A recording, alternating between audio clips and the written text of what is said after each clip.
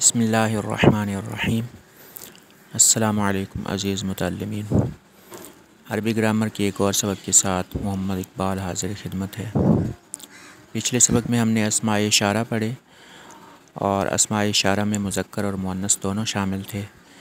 ان میں ایک خاص مثال ھذا اور ھذہ کی تھی کہ ھذا مذکر ہے اور ھذہ مؤنث ہے۔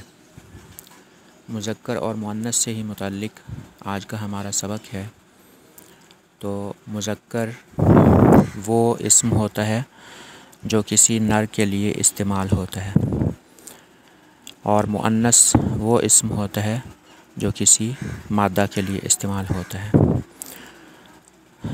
ایسے مذکر اور مؤنث حقیقی مذکر اور مؤنث ہوتے ہیں، لیکن ان کے علاوہ بھی اگر ہم اردو میں بھی دیکھیں تو کچھ مذکر اور مؤنث ایسے ہیں کہ جن کے مقابلے میں کوئی نر یا مادہ نہیں ہوتا، بلکہ وہ غیر جاندار چیزوں کے نام ہوتے ہیں، اور آپ کو پتہ ہے کہ غیر جاندار چیزوں میں مذکر اور مؤنث کا فرق نہیں ہوتا۔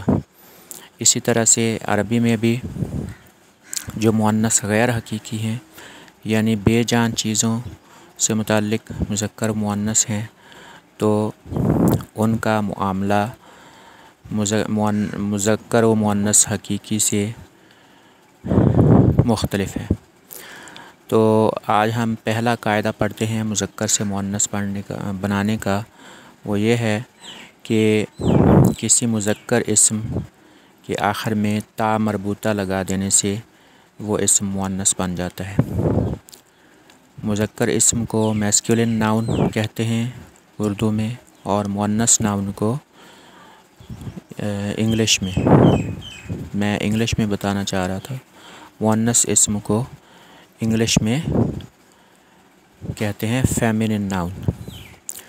اب تا مربوطہ کے ساتھ مؤنث بنانے کی مثال یہاں پر مدرسن سے مدرستن ہے اور جدیدن سے جدیدتن ہے۔ یاد رکھیے مؤنث یہ ناؤن کی بھی ہو سکتی ہے، ایڈجیکٹیو کی بھی ہو سکتی ہے، اگرچہ یہ دونوں اسم ہی شمار ہوتے ہیں عربی میں، لیکن جب ایک اسم صفت کو ظاہر کرے تو اس کو ہم اسم صفت کہتے ہیں۔ مدرسن استاد، مدرستن استانی، جدیدن نیا، جدیدتن نئی۔ کچھ ناموں کے مؤنث بالکل الگ ہوتے ہیں، مثلاً ابن بیٹا، بنتن بیٹی۔ ابن مذکر ہے، بنتن مؤنث ہے۔ اخن بھائی، اختن بہن۔ اخن مذکر ہے، اختن مؤنث ہے۔ اب یہاں پر انسانی جسم کے وہ اعضاء جو دو ہیں انہیں مؤنث مانا جاتا ہے، یہ قاعدہ بتایا گیا ہے، اور وہ اعضاء جو ایک ہیں انہیں مذکر مانا جاتا ہے۔ یہ بھی مذکر و مؤنث غیر حقیقی شمار کیے جا سکتے ہیں۔ رأسن، انفن، فمن، وجہن یہ مذکر ہیں۔ رأسن سر، انفن ناک، فمن منہ، وجہن چہرہ۔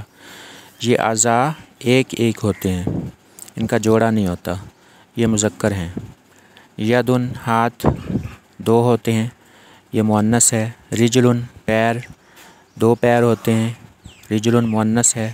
عین آنکھ، آنکھیں دو ہوتی ہیں، یہ مؤنث ہے۔ اذن کان، کان دو ہوتے ہیں، یہ لفظ مؤنث ہے۔ اچھا، اب یہاں پر یہ خلاصہ بتایا گیا ہے۔